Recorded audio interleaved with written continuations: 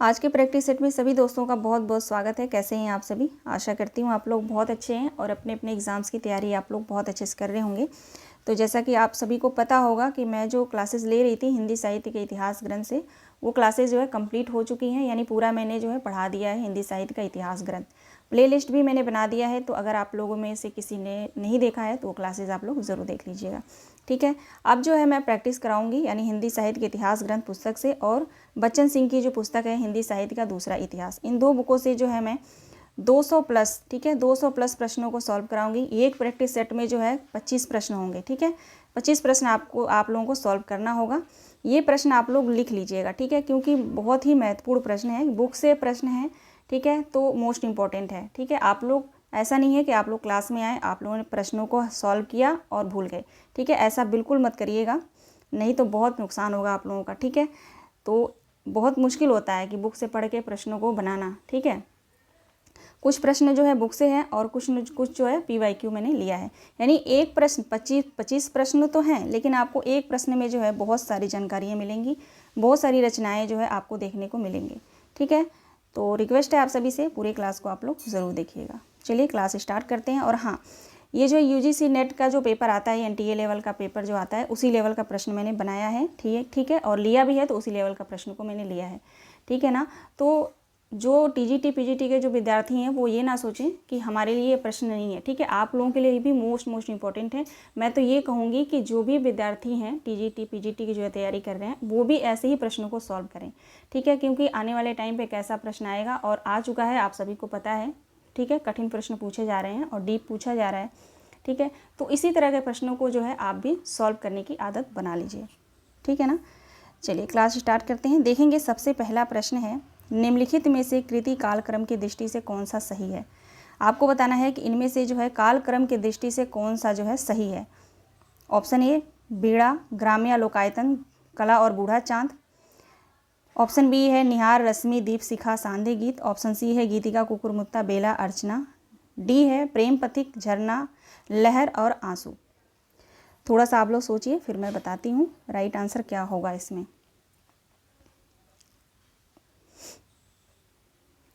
देखिए यहाँ पे राइट आंसर हो जाएगा ऑप्शन सी। ठीक है, गीतिका, कुकुरमुत्ता, बेला और अर्चना। किसकी रचना है ये? सूर्यकांत त्रिपाठी निराला की। गीतिका का प्रकाशन वर्ष अगर आप लोगों को पता होगा तो गीतिका का है 1936, है ना, 1936 है। ठीक है, लिख लीजिएगा आप लोग। कुकुरमुत्ता की बात करें तो कुकुरमुत्ता जो है 1942 है ना, 1942 या 43, नहीं 1942 में ही है। ठीक है, 1942। और बेला जो रचना है, अभी मैं कल ही पढ़ाई हूँ, कल की क्लास में ही, अगर आप लोगों ने देखा होगा तो कल की क्लास में ही मैं पढ़ाई हूँ छायावाद में। ठीक है, हाँ, तो बेला के देखेंगे, बेला का जो प्रकाशन वर्ष है वो 46 है। ठीक है, यहाँ पे मैं 46 लिख देती हूँ, 1946। और अर्चना जो है 50 में है। ठीक है, अर्चना जो है यहाँ पे ध्यान रखिएगा 50 में है। ठीक है, तो 36, 42, 46, 50, यानी गीतिका, कुकुरमुत्ता, बेला और अर्चना, ये सभी रचनाएं जो हैं सूर्यकांत त्रिपाठी निराला की हैं। निहार, रश्मि, दीपशिखा, सांदे गीत, ये सभी रचनाएं किसकी हैं? तो निहार और रश्मि, दीपशिखा, ये सभी रचनाएं जो हैं महादेवी वर्मा की हैं, है ना, महादेवी वर्मा की है ना। प्रकाशन वर्ष भी एक बार आप लोग देख लीजिए। बीड़ा की अगर बात करें तो बीड़ा जो रचना है, सॉरी बीड़ा तो यहाँ पे है ना, ऑप्शन बी की हम बात कर रहे हैं। ठीक है, निहार जो रचना है ये 30 में है। ठीक है, 1930, बस 30 लिख देती हूँ। ठीक है ना, 30 है। रश्मि जो है, रश्मि की बात करें तो 32 है। दीप शिखा 42 है, 1942। सांद गीत जो है 36 है। ठीक है, 36, इसलिए ये गलत है क्योंकि क्रम वाइज नहीं है। ठीक है, दीप शिखा अगर इधर होता तो ये सही होता। अब बात करते हैं बीड़ा, ग्राम्य लोकायतन, ये सभी रचनाएं जो हैं किसकी हैं? तो सुमित्रा नंदन पंत की हैं, है ना। और ये सभी रचनाएं जो हैं जयशंकर प्रसाद की हैं। ठीक है, तो ऐसे आप लोगों को एक प्रश्न में जो है कई सारी रचनाएं आपको जानने को मिला। ठीक है, तो इसलिए मैं कह रही हूँ सभी प्रश्नों को आप लोग देखते चलिएगा। जो आपको पता है वो मत लिखिएगा, जो नहीं पता है उसको आप लोग नोट ज़रूर करेंगे। ठीक है, दूसरा प्रश्न देखेंगे। दूसरा प्रश्न है, राम कथा पर आधारित काव्य कौन सा है? इस तरह के प्रश्न बहुत आते हैं। ठीक है, राम कथा पर आधारित काव्य इनमें से कौन सा है? ठीक है, पूरे ऑप्शन को नहीं पढ़ूंगी मैं, डायरेक्ट आंसर बताऊंगी। ठीक है ना, राइट आंसर क्या होगा क्वेश्चन नंबर 2 का, राम कथा पे आधारित इनमें से काव्य कौन सा है? तो राइट आंसर हो जाएगा यहाँ पे भूमिजा। ठीक है, ऑप्शन सी सही जवाब होगा। तीसरे प्रश्न पे चलते हैं। तीसरा प्रश्न देखेंगे। अब मैंने 25-25 प्रश्नों को इसलिए रखा है, एक मिनट लूँगी मैं यहाँ पे आप सभी का।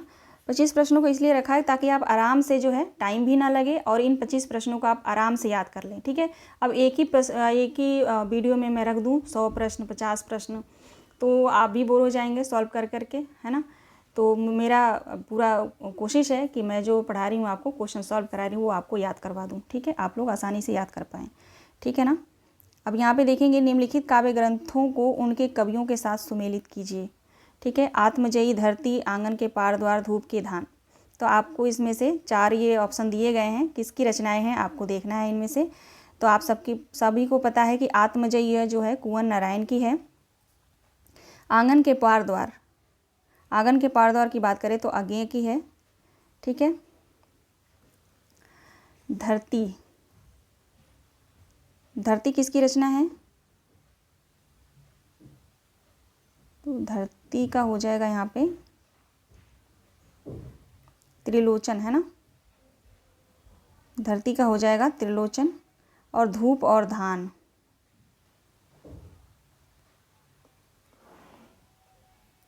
एक मिनट रुक जाइए, यहाँ पे तो थोड़ी सी मुझे प्रॉब्लम हो रही है। ऑप्शन यहाँ पे देखें,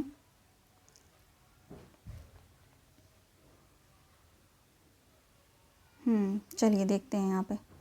ठीक है, आंगन का पार द्वार तो कंफर्म है, अज्ञेय का है। आत्मजयी जो है कुंवर नारायण की है, तो ए का 2 हो गया। ठीक है, ए का 2 और सी का 3, सी का 3। ठीक है, धरती जो हो जाएगा वो हो जाएगा गिरजा कुमार माथुर का। ठीक है ना। और धूप और धान जो हो जाएगा ये हो जाएगा त्रिलोचन का। ठीक है, अगर कुछ गलत बता रही हैं तो आप लोग मुझे ज़रूर बताइएगा। इसका राइट आंसर हो जाएगा, यहाँ पे थोड़ा सा मुझे कन्फ्यूजन हो गया दो रचनाओं में, क्योंकि आंगन के पार द्वार तो अज्ञेय का है, कंफर्म है। कुंवर नारायण का आत्मजयी है। धरती जो है हाँ ठीक है, सही बता रही हूँ मैं। ठीक है, तो राइट आंसर हो जाएगा यहाँ पे 2 1 3 4। ठीक है, 2 1 3 4 देखेंगे, बी ऑप्शन सही होगा, 2 1 3 4। ठीक है ना। चलिए अब देखते हैं चौथा प्रश्न, थोड़ा सा छोटा कर दूं इसको। हाँ, निम्नलिखित काव्य पंक्तियों को उनकी रचनाओं के साथ सुमेलित कीजिए। अब यहाँ पे जो है काव्य पंक्तियाँ दी गई हैं, इस तरह के प्रश्न बहुत आ रहे हैं। ठीक है, सभी जो रचनाकार हैं यानी जो कवि हैं उनकी जो पंक्तियाँ हैं, ठीक है, उन पंक्तियों को दे दिया जा रहा है। ठीक है, अभी तो ये बहुत मैंने एक लाइन का लिया है, 4 3 लाइन की पंक्तियाँ आ रही हैं, बहुत बड़ी बड़ी। ठीक है, और इधर जो है कवियों का नाम दे दिया जा रहा है, मिलान करना है आपको कि कौन सी पंक्ति किसकी है। इस तरह के प्रश्न जो है इस बार बहुत आए थे, 6-7 प्रश्न जो है बहुत मिले थे। ठीक है, वो भी यूजीसी नेट की बात कर रही हूँ मैं, यूजीसी नेट के यूनिट 5 से लेकर यूनिट 10 तक की बात कर रही हूँ। ठीक है, तो इस तरह के प्रश्न भी आप लोग ज़रूर सॉल्व किया करिए। तो देखेंगे, ये उपमान मैले हो गए हैं, ये किसका है? ये उपमान मैले हो गए हैं, तो ये अज्ञेय की पंक्ति है। ठीक है, हम राज्य लिए मरते हैं, हम राज्य लिए मरते हैं, ये जो है पंक्ति मैथिली शरण गुप्त की है। बतरस लालच लाल की, तो ये बिहारी की है बिल्कुल। और भक्ति जाना ही नहीं कुछ भेदा, यह पंक्ति किसकी है? तो तुलसीदास की है ना। तो राइट आंसर हो जाएगा यहाँ पे 1 3 2 4। ठीक है, 1 3 2 4 कूट में देख लेते हैं, 1 3 2 4, ऑप्शन बी बिल्कुल सही होगा, ऑप्शन बी 1 3 2 4। ठीक है, देखेंगे अगला प्रश्न, निम्नलिखित ग्रंथों को उनके काव्य रूपों के साथ सुमेलित कीजिए। अब यहाँ पे जो है ग्रंथ दिए गए हैं, अब कौन से ग्रंथ जो है महाकाव्य है, कौन सा नाट्य काव्य है, कौन सा खंड काव्य है, मुक्तक है, ये हमें बताना है, आप सभी को बताना है। ठीक है, चलिए देख लेते हैं। पंचवटी की बात करें तो पंचवटी जो है एक खंड काव्य है, ध्यान रखिएगा आप लोग। ठीक है, पंचवटी जो है खंड काव्य है। और प्रिय प्रवास आप सभी को पता होगा, महाकाव्य है प्रिय प्रवास हरिऔध का। एक कंठ विस्पाई जो है नाट्य काव्य है। ठीक है, नाट्य काव्य है। और शिवा बावनी जो है एक मुक्तक काव्य है। ठीक है, तो राइट आंसर हो जाएगा 3 1 2 4, है ना। 3 1 2 4 हमारा सही जवाब होगा। 3 1 2 4, ठीक है ना। चलिए अगला प्रश्न देखते हैं। अगला प्रश्न है, निम्नलिखित कविताओं का सही अनुक्रम क्या होगा। अब यहाँ पे जो है कविताएं दी गई हैं, इसका सही अनुक्रम पूछा जा रहा है कि क्या होगा। एक बार प्रश्न को आप लोग ध्यान से देखिए। देखिए ये लाइव क्लास नहीं है, ठीक है, रिकॉर्डेड क्लास है, लेकिन मैं यही सोच के पढ़ाती हूँ कि आप लोग मेरे सामने बैठे हैं, ठीक है। ऐसा बिल्कुल मैं नहीं सोचती हूँ कि मैं ऐसे ही रूम में अकेले बैठी हूँ और अकेले मैं पढ़ा रही हूँ, ऐसा बिल्कुल नहीं। मुझे ऐसा ही लगता है कि आप लोग मेरे सामने हैं। जब तक मैं ऐसा सोचती नहीं हूँ तब तक मैं पढ़ा ही नहीं पाती हूँ, ठीक है। तो अभी फ़िलहाल अपलोड कर देती हूँ क्लास, आप लोग इसमें देखिए। बिल्कुल लाइव क्लास की तरह ही मैं पढ़ाती हूँ, ऐसा नहीं है कि मैं लाइव पढ़ाऊँगी तो कुछ और पढ़ाऊँगी, ठीक है। हाँ बस ये है कि थोड़ा आप लोगों से बातचीत, जो भी बातचीत होनी होती है वो लाइव में हो जाती है ना। तो घबराइए नहीं, बहुत जल्द लाइव क्लास भी लूँगी मैं, ठीक है। तो बताएंगे 6वें प्रश्न का जो है राइट आंसर क्या होगा। यहाँ पे देखिए, यहाँ पे राइट आंसर हो जाएगा ऑप्शन ए, मुक्ति प्रसंग, संसद से सड़क तक, अपनी केवल धार, आवाज़ और आवाज़ की भी जगह है, ठीक है। तो आप संसद से सड़क तक, ठीक है, मैंने भी जब इस प्रश्न को सॉल्व किया देखा संसद से सड़क तक, तो ये धूमिल की है, आप सभी को पता है। बात करते हैं मुक्ति और प्रसंग। मुक्ति और प्रसंग की अगर हम बात करें तो ये जो है राजकमल चौधरी की रचना है, ठीक है। राजकमल चौधरी की मुक्ति प्रसंग की बात करें तो। धूमिल की है संसद से सड़क तक, ये आपको पता है। अपनी केवल धार की अगर बात करें तो ये अरुण कमल की है, ये भी आप लोगों को पता होगा, अरुण कमल, ठीक है। आवाज़ की भी जगह है, ये रचना थोड़ा सा मुझे नया लगा, आवाज़ की जगह है, तो ये आप लोग ध्यान रखिएगा, मंगलेश डबराल की है, ठीक है। ये रचना जो है आवाज़ की एक जगह है, मंगलेश डबराल, ठीक है। ये इनकी रचना है, आवाज़ की भी जगह है, ठीक है, जो 2004 में जो है ये बाड़ी द्वारा प्रकाशन इसका हुआ था, ठीक है, आकाशवाणी द्वारा, ध्यान रखिएगा। तो हमारा जो राइट आंसर हो जाएगा, सही अनुक्रम पूछा जा रहा है ना, तो राइट आंसर ऑप्शन ए हो जाएगा, मुक्ति प्रसंग, संसद से सड़क तक, केवल अपनी केवल धार, आवाज़ की भी जगह है, ठीक है, ये सही जवाब होगा। चलिए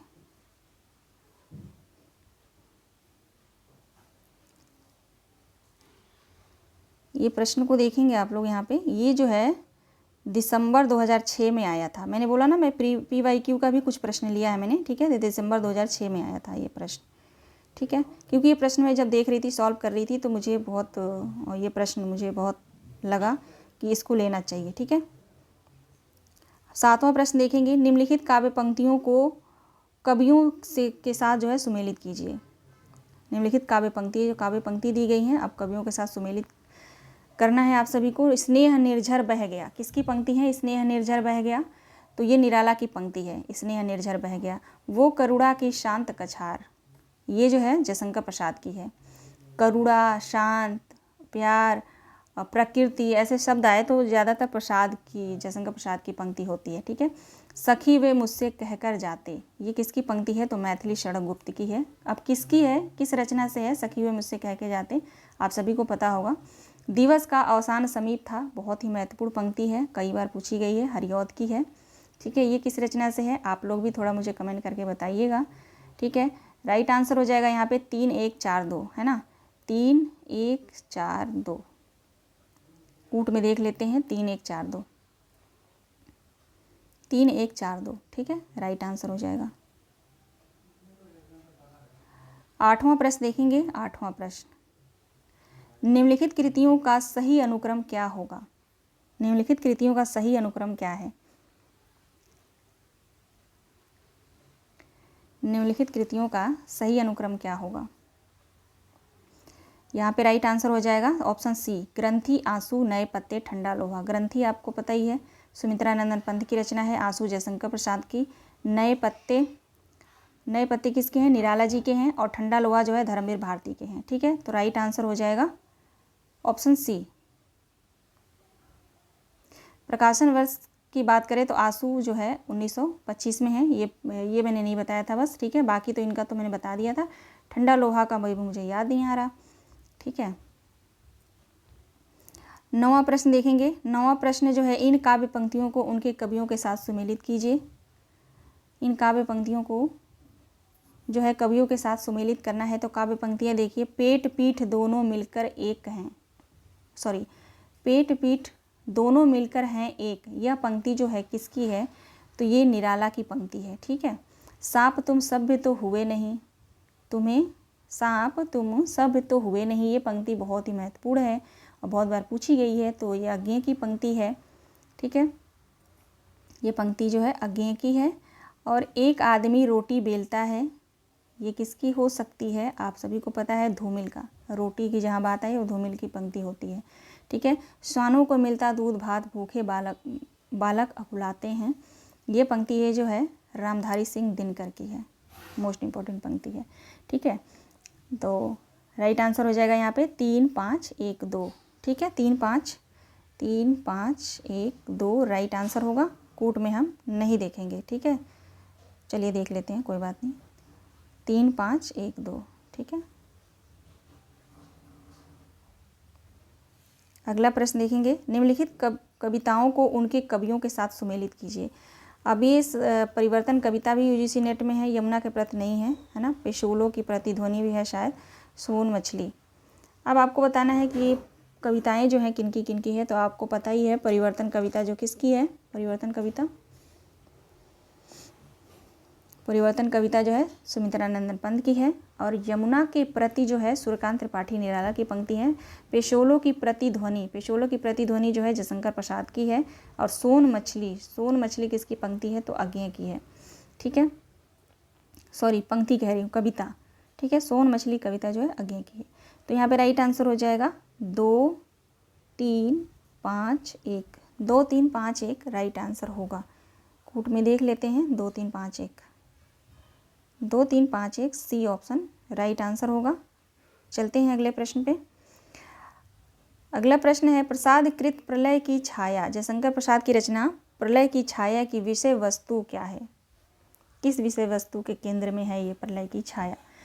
महाराणा प्रताप का पराभव, पद्मिनी का अग्निदाह, या जल प्रलय, या रानी कमलावती का पश्चाताप? ये प्रश्न जो है नेट दिसंबर 2007 में, ठीक है, 2007 में ये प्रश्न आया है। ठीक है, और 2007 में ही नहीं, 2008 में भी आया है, 2012 में भी देखेंगे, उसमें भी आया। कई बार प्रश्न पूछा गया है। तो मैंने उन प्रश्नों को खास करके लिया है जो कई बार पूछे गए हैं। ठीक है, ऐसे प्रश्न जो है उन दिमाग में एनटीए के रहता है, वो कहीं ना कहीं इन प्रश्नों को देगा। तो आप लोग जो है ऐसे प्रश्नों को ध्यान रखिएगा। ठीक है, इसका सही जवाब होगा रानी कमलावती का पश्चाताप। ठीक है, प्रलय की छाया का केंद्र विषय वस्तु है रानी कमलावती का पश्चाताप। ओके, चलिए नेक्स्ट क्वेश्चन पे चलते हैं। नेक्स्ट प्रश्न है, बड़ा प्रश्न है, छोटा करना पड़ेगा इसको। ठीक, देखेंगे, निम्नलिखित काव्य पंक्तियों को उनके रचनाकारों के साथ सुमेलित कीजिए। निम्नलिखित काव्य पंक्तियों को उनके रचनाकारों के साथ सुमेलित कीजिए। सजनी मधुर निजत्व दे कैसे, मिलूं अभिमानी मैं, यह पंक्ति किसकी है? तो ये पंक्ति जो है महादेवी वर्मा की है। ठीक है, ये पंक्ति जो है महादेवी वर्मा की है। अभागिनी, ठीक है, सॉरी, अभागिनी क्या, हाँ, अभागिनी और अभिमानिनी, ऐसे शब्द जो आए ना तो आप समझ लीजिएगा ये पंक्ति जो है बिल्कुल महादेवी वर्मा की है। दूसरी पंक्ति देखेंगे, प्रिय के हाथ लगाए जागी, ऐसी मैं सोई न अभागी। ठीक है, अब अभागी से जो है बहुत सारे स्टूडेंट सोचेंगे महादेवी वर्मा की पंक्ति है, लेकिन नहीं, मैं भी कंफ्यूज हो गई थी जब सॉल्व कर रही थी, मुझे भी लगा कि महादेवी वर्मा की पंक्ति है, लेकिन नहीं है। ये पंक्ति जो है सूर्यकांत त्रिपाठी निराला की है। ठीक है, बी का तीसरा हो जाएगा। अब देखेंगे सी ऑप्शन की पंक्ति, तू अब तक सोई है आली, आँखों में भरी बिहागरी, ये पंक्ति जो है जयशंकर प्रसाद की है। ये पंक्ति जयशंकर प्रसाद की है। कहो तुम रूपसी कौन, व्योम के उत्तर रही चुपचाप। ठीक है, यह पंक्ति किसकी है? सुमित्रानंदन पंत की। ठीक, तो देखेंगे राइट आंसर हो जाएगा यहाँ पे 4। ठीक है, 4 3 1 2, 4 3 1 2 राइट आंसर हो जाएगा। ठीक है, पंक्तियों को देख लीजिएगा ध्यान से, 4 3 1 2 सही जवाब हो जाएगा ऑप्शन बी 4 3 1 2। आगे बढ़ेंगे, अगला प्रश्न देखिए। अगला प्रश्न है, निम्नलिखित पंक्तियों को उनके लेखकों के साथ सुमेलित कीजिए। निम्नलिखित पंक्तियों को उनके लेखकों के साथ सुमेलित कीजिए। ठीक है, घबराइएगा नहीं, किसी तरह के प्रश्न मैंने लिया है। ठीक है, वो मैंने इसलिए लिया है ताकि आप जो है प्रश्न सॉल्व करने के लिए मजबूत हो जाएं। ऐसे प्रश्नों को आपका जो है पाला पढ़ना चाहिए, क्योंकि जब पेपर में आता है अगर आप सॉल्व नहीं किए हैं तो बहुत मुश्किल हो जाती है। ठीक है, वहाँ पे जो 3 घंटे मिलते हैं ना हमें प्रश्न सॉल्व करने के लिए, वहाँ पे जो है हमें 102% 110% वहाँ पे जो है हमारा दिमाग चलना चाहिए। ठीक है, नहीं तो हम चाहे कितना भी पढ़ लें, महीना 6 महीना 8 घंटा 10 घंटा कितना भी पढ़ लें हम, अगर वहाँ आपका दिमाग काम नहीं किया तो आप जो है बहुत मुश्किल हो जाएगा। ठीक है ना, समझ सकते हैं आप लोग। तो मेरे कहना आप लोग ज़रूर मानिएगा, प्रश्नों को ज़्यादा से ज़्यादा इस तरह के प्रश्नों को सॉल्व करना आप लोग स्टार्ट कर दीजिए। ठीक है, चलिए देखते हैं क्वेश्चन नंबर 13 का राइट आंसर क्या होगा। ऑप्शन ए है, अब अभिव्यक्ति के सारे खतरे उठाने ही होंगे। अब अभिव्यक्ति के सारे खतरे उठाने ही होंगे, ये कौन कहता है? तो आप ध्यान रखिएगा, मुक्तिबोध की रचना है, सॉरी पंक्ति है ये। ठीक है, आप कहते हैं कि अब अभिव्यक्ति के सारे खतरे उठाने ही होंगे, लेने होंगे पथ, ऐसे ही है कुछ, याद नहीं आ रहा मुझे, है ना। दूसरी पंक्ति देखेंगे, सबने भी अलग अलग संगीत सुना, सबने भी अलग अलग संगीत सुना। तो ये पंक्ति किसकी है? तो ये पंक्ति है अज्ञेय की। ठीक है, नयन, तीसरी देखेंगे, तीसरी पंक्ति क्या है? नयन में जिसके जलद व त्रिषित चातक हूँ। यह पंक्ति जो है महादेवी वर्मा की है। ऑप्शन डी देखेंगे, असनिपात के साहित उन्नत शत शत वीर। यह पंक्ति जो है किसकी हो सकती है? तो बिल्कुल निराला की हो सकती है। ठीक है, तो राइट आंसर हो जाएगा 4 1 2 3, 4 1 2 3 राइट आंसर हो जाएगा। कूट में देख लीजिए, 4 1 2 3 ऑप्शन सी राइट आंसर होगा। ठीक है, अब चलते हैं क्वेश्चन नंबर 14 पे। कालक्रम की दृष्टि से अज्ञेय के निम्नलिखित काव्य संग्रहों का सही अनुक्रम बताइए। कालक्रम की दृष्टि से अज्ञेय की रचनाओं का जो है सही अनुक्रम बताना है। सभी काव्य संग्रह हैं ये। ठीक है, देखिए यहाँ पे राइट आंसर हो जाएगा ऑप्शन डी, इत्यलम, हरी घास पर छड़बड़, कितनी नाव में कितनी बार, और सागर मुद्रा। ये जो है इनका सही क्रम है अज्ञेय की रचना, सभी रचना जो है अज्ञेय की है। ठीक है, अगला प्रश्न है, निम्नलिखित काव्य ग्रंथों को उनके रचनाकारों के साथ सुमेलित कीजिए। सतरंगिनी, सतरंगिनी की रचना जो है, सतरंगी रचना जो है बच्चन सिंह की है। सतरंगे पंखों वाली जो है नागार्जुन की है। अड़िमा जो है निराला की है। और ऋतंबरा, ऋतंबरा किसकी रचना है? ऋतंबरा, ऋतंबरा किसकी रचना है? तो केदारनाथ, है ना, केदारनाथ मिश्र प्रभात की। पहले मुझे लगा नवीन की है। ठीक है, ऋतंबरा केदारनाथ मिश्र प्रभात की है, बिल्कुल सही है। ठीक है, आप लोग भी देख सकते हैं, सही है ना। तो सतरंगिणी बच्चन सिंह की है, सतरंगे पंखों वाली नागार्जुन की है, अड़िमा जो है निराला की है, और ऋतंबरा जो है केदारनाथ मिश्र प्रभात, केदारनाथ मिश्र अग्रवाल की नहीं है। ठीक है, केदारनाथ अग्रवाल की नहीं है ये, केदारनाथ मिश्र प्रभात, नाम ध्यान दीजिएगा। ठीक है, राइट आंसर हो जाएगा 3 4 1 2, 3 4 2 1, सॉरी 3 4 1 2, है ना, 3 4 1 2 राइट आंसर होगा। क्वेश्चन नंबर 16 देखेंगे, इनमें से कौन सा महाकाव्य नहीं है? अब आपको बताना है इनमें से कौन सा महाकाव्य नहीं है। तो लोकायतन महाकाव्य है, रामदूत भी महाकाव्य है, गंगा अवतरण भी महाकाव्य है, कुरुक्षेत्र महाकाव्य नहीं है। कमेंट करके बताइएगा आप लोग, कुरुक्षेत्र महाकाव्य नहीं है तो क्या है? खंड काव्य है या प्रबंध काव्य है, क्या है? कुरुक्षेत्र रामधारी सिंह दिनकर की रचना है ना। अगला प्रश्न देखेंगे, जनगण मन अधिनायक जय है, प्रजा विचित्र तुम्हारी है, भूख भूख चिल्लाने वाली अशुभ अमंगलकारी है। इन पंक्तियों के लेखक कौन है, ये आपको बताना है। तो ये पंक्ति बहुत ही महत्वपूर्ण पंक्ति है, वो कई बार पूछा गया है। जनगण मन अधिनायक जय है, ठीक है, प्रजा विचित्र तुम्हारी है, भूख चिल्लाने वाली अशुभ अमंगलकारी है। ये जो पंक्ति है नागार्जुन की है। ठीक है, नागार्जुन की पंक्ति है। राइट आंसर ऑप्शन बी हो जाएगा। क्वेश्चन नंबर 18 देखेंगे। झांकियाँ निकलती है ढोंग अविश्वास की, बदबू आती है मेरी मरी हुई बात की, इस हवा में अब नहीं डोलूंगा, नहीं नहीं मैं यह खिड़की नहीं खोलूंगा। यह पंक्ति किसकी है? तो ये पंक्ति जो है सर्वेश्वर दयाल सक्सेना की है। Option D most important, Sarveshwar Dayal Saxena की।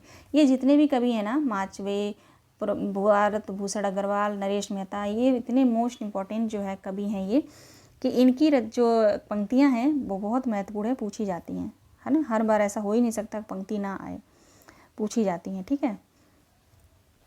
तो ये पंक्ति जो है आप लोग ध्यान रखिएगा। अब ये लाइन आप लोग ध्यान रखिएगा, बदबू आती है मेरी मरी हुई बात की, ठीक है। ये आप लोग ध्यान रखिएगा तो सर्वेश्वर दयाल सक्सेना आपको पता चल जाएगा, ठीक है।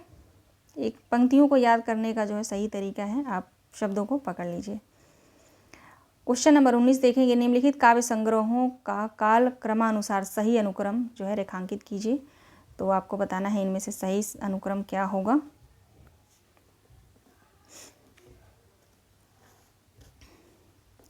देखिए यहाँ पे सही आंसर होगा पहले भग्नदूत, मंजीर, चांद का मुंह टेढ़ा, साखी, ठीक है। ये राइट आंसर है, ठीक है ना। भग्नदूत किसकी रचना है? अज्ञेय की है ना भग्नदूत। मंजीर, चांद का मुंह टेढ़ा, मुक्तिबोध, है ना, साखी, ये सभी रचनाएं जो हैं इनका क्रम बिल्कुल सही है, ठीक है। Option A. अब 20वां प्रश्न देखेंगे। निम्नलिखित काव्य आंदोलन का सही अनुक्रम रेखांकित कीजिए, ठीक है। अभी जो है सभी काव्य आंदोलन दिए गए हैं, जैसे युत्सावाद कविता, अकविता, नई कविता, नकीनवाद। इनका सही अनुक्रम बताना है कि सबसे पहले जो है कौन सा आया।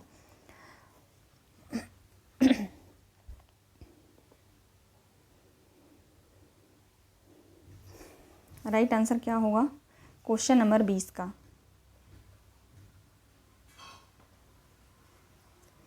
देखिए सबसे पहले जो है यहाँ पे नकेनवाद, ठीक है। नकेनवाद, नई कविता, अकविता, युत्सावादी कविता। नकेनवाद आपको पता ही है, 3 नकेनवाद नरेश, है ना, 3 लोगों से मिलकर जो है बना है ये। कौन कौन से लोग आते हैं वहाँ पे? नलिन विलोचन शर्मा, है ना, नरेश, एक मिनट होल्ड करिए, नकेन, है ना, ओहो मैं भी ना, ये जो है तीसरा शब्द, 3 शब्द जो लिए गए हैं नकेनवाद, ठीक है। इन्हीं के नाम से जो है बना है। न से नलिन विलोचन शर्मा, और के से हो जाएगा केसरी, और न से हो जाएगा नरेश, ठीक है। और नई कविता, नई कविता का आप लोग बताइएगा। नई कविता आंदोलन के जो है अज्ञेय माने जाते हैं, है ना, अज्ञेय माने जाते हैं, ठीक है। अकविता की बात करें तो अकविता जो है 1960 में, ध्यान रखिएगा, अकविता जो है 1960 में, ठीक है, 1960 में विकसित हुआ ये आंदोलन, अकविता आंदोलन, ठीक है। लेकिन ये प्रतिष्ठित जो है, ध्यान रखिएगा, 1963 में, 1963 में जो है जगदीश चतुर्वेदी, ठीक है, जगदीश चतुर्वेदी जी ने जो है अपनी रचना, ठीक है, प्रारंभ, ठीक है, इनकी जो रचना थी प्रारंभ, ठीक है, प्रारंभ नामक रचना में जो है जो है इन्होंने इसका जो है अकविता का जो है शुरुआत किया था, ठीक है। युयुत्सावादी कविता की बात करें तो युयुत्सावादी कविता के जो हैं शलभ श्री, ठीक है, युयुत्सावादी का यहाँ पे लिख देती हूँ, शलभ श्री। युयुत्सावादी कविता आंदोलन के जो प्रारंभकर्ता हैं, संपादक हैं, वो हैं शलभ श्री, ठीक है। तो आप लोग ये लिख लीजिएगा, ठीक है। राइटिंग पे मत जाइएगा, मैं जो लिख रही हूँ बोल भी रही हूँ, तो आई वो आप लोग समझ रहे होंगे, ठीक है। चलिए आगे चलें। हाँ, क्वेश्चन नंबर 21 देखेंगे। निम्नलिखित रचनाओं को उनके कवियों के साथ सम्मिलित कीजिए। बात बोलेगी किसकी रचना है? बात बोलेगी शमशेर बहादुर सिंह की है, ठीक है। सम्राज्ञी का नवोदय दान, ठीक है, ये किसकी रचना है? तो ये अज्ञेय की है। यमुना के प्रति जो रचना है वो है केदारनाथ अग्रवाल। अकाल में सारस जो है केदारनाथ सिंह का है, ठीक है। तो राइट आंसर हो जाएगा 4 3 1 5, 4 3 1 5। कूट में चलिए देखते हैं 4 3 1 5 कहाँ पे है? 4 3 1 5 ऑप्शन बी राइट आंसर होगा। अगला प्रश्न देखेंगे। अगला प्रश्न है निम्नलिखित काव्य कृतियों तथा कृतिकारों को सुमेलित कीजिए। ईश्वर की अध्यक्षता में ये किसकी रचना है? लीलाधर जगुड़ी की है। ठीक है, ईश्वर की अध्यक्षता में लीलाधर जगुड़ी की है। कबूतर अकबूतर किसकी रचना है? तो उदय प्रकाश की है ना, उदय प्रकाश की रचना है कबूतर अकबूतर। आत्महत्या के विरुद्ध जो है रघुवीर सहाय की रचना है। और जल साधर जो रचना है वो है श्रीकांत वर्मा की। तो राइट आंसर हो जाएगा 3 4 1 5, 3 4 1 5। ठीक है, चलिए देखते हैं कूट में। 3 4 1 5 ऑप्शन ए बिल्कुल सही जवाब होगा। ठीक, आगे देखेंगे। क्वेश्चन नंबर 23 है, रचना काल के अनुसार लंबी कविताओं का सही अनुक्रम क्या होगा? रचना काल के अनुसार जो है लंबी कविताओं का सही अनुक्रम बताना है। तो यहाँ पे ध्यान रखिएगा, प्रलय की छाया सबसे पहले है, उसके बाद असाध्य बीड़ा, फिर पटकथा, फिर कन्हार। ये जो है राइट आंसर होगा। ठीक है, क्वेश्चन नंबर 24 देखेंगे। कवियों को उनकी कृतियों के साथ सुमेलित कीजिए। तो केदारनाथ सिंह की रचना कौन है? अभी आप इससे पहले भी हमने पढ़ा। ठीक है, तो अकाल में सारस है। ज्ञानेंद्रपति की रचना इनमें से कौन सी है? ज्ञानेंद्रपति का जो है संशयात्मा। ठीक है, भारत भूषण अग्रवाल की रचना इनमें से कौन सी है? तो अग्निलीक हो जाएगा। और कुंवर नारायण की रचना जो है आप सभी को पता है आत्मजयी। ठीक है, आसान है, ज़्यादा कठिन नहीं है ये सारे प्रश्न। आसान प्रश्नों से जो है मैंने शुरुआत किया है। ठीक है, प्रश्न भले ही सुमेलित वाले हैं सारे, क्योंकि मैं इस प्रश्न को ऐसे इसलिए लाई हूँ कि प्रश्न ही इस तरह के आ रहे हैं, तो क्या किया जाए। ठीक है, तो मैं चाहती हूँ कि आप लोग की आदत बन जाए ऐसे प्रश्नों को सॉल्व करने के लिए। ठीक है ना, तो देखेंगे यहाँ पर राइट आंसर हो जाएगा 4 5 1 2, 4 5 1 2, 4 5 1 2। एक बार कूट में देख लीजिए, 4 5 1 2। अगला प्रश्न देखेंगे। क्वेश्चन नंबर 25 है, निरालाकृत राम की शक्ति पूजा की रचना का आधार ग्रंथ कौन सा है? कंब रामायण, कृतिवास रामायण, रामचरितमानस या रामचंद्रिका। तो आप सभी को पता है राम की शक्ति पूजा की रचना का आधार ग्रंथ अगर पूछा जाए तो ध्यान रखिएगा आप लोग, कृतिवास रामायण, बंगला का है ना, बंगला का कृतिवास रामायण, ये इसका आधार है, जो मोस्ट इम्पॉर्टेंट है, कई बार पूछा जाता है। ठीक है, और मैं सब शुक्ल जी की बुक में जब मैं पढ़ा रही थी वो अलग बात है। आप लोगों ने अगर क्लास नहीं देखा है तो आपको नहीं पता होगा, लेकिन आप लोग क्लास ज़रूर देख लीजिएगा। ठीक है, अब मैं बहुत जल्दी वीडियो लाने वाली हूँ कि आप लोगों को कैसे तैयारी करनी है, कौन सी बुक पढ़नी है। बहुत कम बुक बताऊँगी मैं, उन बुकों के आप लोग पढ़िए। हाँ, लेकिन जिस तरह मैं बताऊँगी वो आपको फॉलो करना पड़ेगा। ठीक है, 100% गारंटी देती हूँ मैं। निश्चित तौर पर आप लोग जो है जून में जो एग्ज़ाम होने वाला है UGC नेट का, उसमें आप लोगों का ज़रूर निकल जाएगा। ठीक है, तो आप लोग बने रहिएगा, मेरे चैनल से जुड़े हैं तो विश्वास करिएगा। ठीक है, क्लास पसंद आए तो लाइक ज़रूर कर दीजिएगा। ठीक है, जो भी स्टूडेंट भाई बहन जो भी हैं चैनल पे नए हैं वो चैनल को सब्सक्राइब कर लेंगे। ठीक है ना, चलिए मिलते हैं नेक्स्ट वीडियो में। सभी दोस्तों का बहुत बहुत धन्यवाद।